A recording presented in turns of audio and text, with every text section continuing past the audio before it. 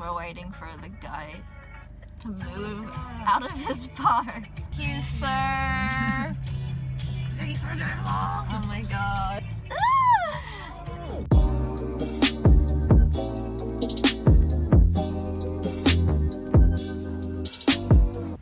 Kia ora. So, this video was supposed to be about my friend and I taking ourselves on a self-care weekend.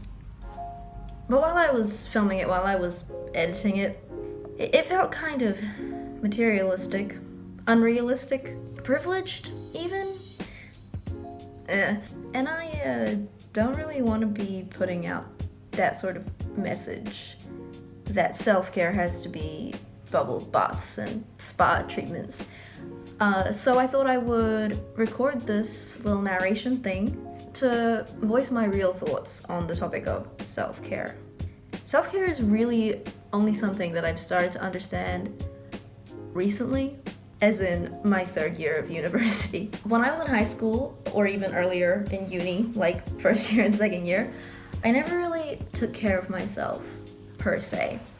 Like, I would spend most of my days grinding away and going from one thing to another, like class and then rehearsal and then meetings for this and practice for this and saxophone lessons and ballet classes and then just sleeping for 5 hours and doing the whole thing all over again and basically not stopping. People would say things to me like, oh my gosh, how do you do it? Or, wow, you're so onto it, and make sure you take a break sometime. And I would just brush that off and be like, no rest for the wicked, or something to that effect. And it wasn't really a big deal. Like, that was just my life, and that I was just busy.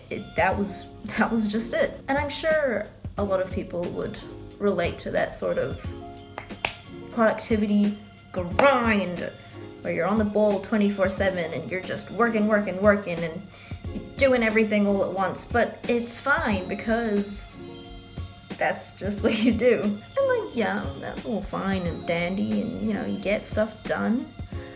But then comes the inevitable burnout.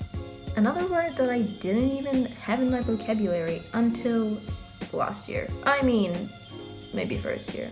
Life is really just you trying to balance work, your other responsibilities, like your personal hygiene, you trying to balance work, your other commitments, your responsibilities, your finances, your relationships, study, then feeding yourself, and then like going home on time and catching the bus, and then like keeping on top of your shows that you want to binge, but then not having time for that because you're gonna study, and then like you still have to eat, and then you realize that it's like 2 a.m. and then you haven't done anything and your assignment is due tomorrow, and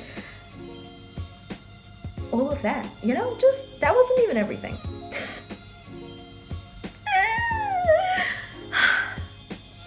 And that is not healthy. We are not made to have unlimited capacity.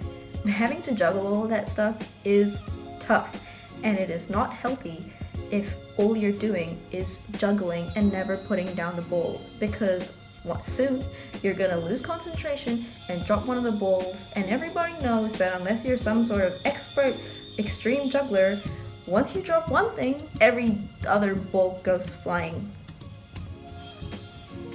Yum. So when those things go flying, it's important to just step back and take care of yourself. And like I mentioned before, self-care to me really used to seem like going to Lush and buying yourself a bath bomb and then putting it in the bath and then reading your Frankie magazine in the bath and then posting it on Instagram.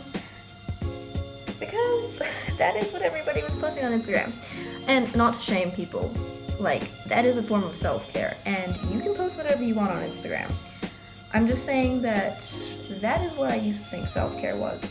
But in reality, I mean, in my opinion, whatever you do for self-care should be as easy or like as low maintenance as possible, so that you're not actually worrying about, oh no, I have to go to Lush and buy a bath bomb so I can self-care later on.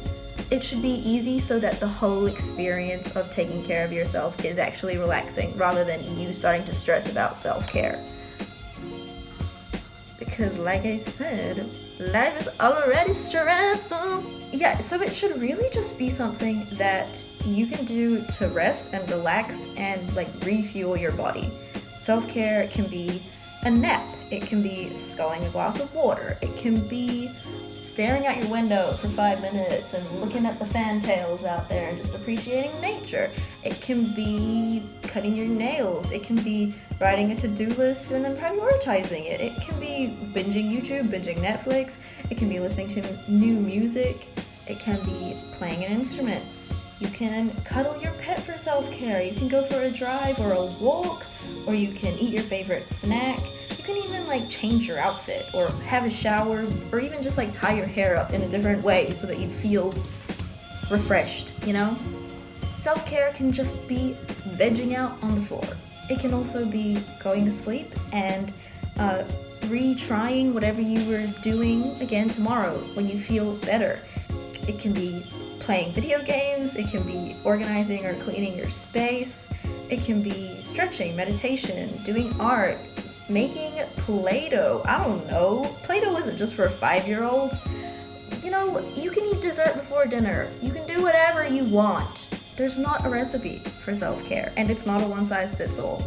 So maybe having a self-care routine, as in something you do every day, is good for you, but maybe other people seriously don't have time for that, and self-care is something that they do, you know, on a monthly basis. Like they go away for a weekend, or they take every 4th Friday off or something. You know, it can be whatever you want. I know you all have deadlines, and I know that there's so many pressures in our life coming from many different places, but when it comes down to it, you will never be able to meet exterior expectations if you are not taking care of yourself, if you are not putting yourself first. It's not a bad thing to just stop sometimes and do something for yourself and yourself only.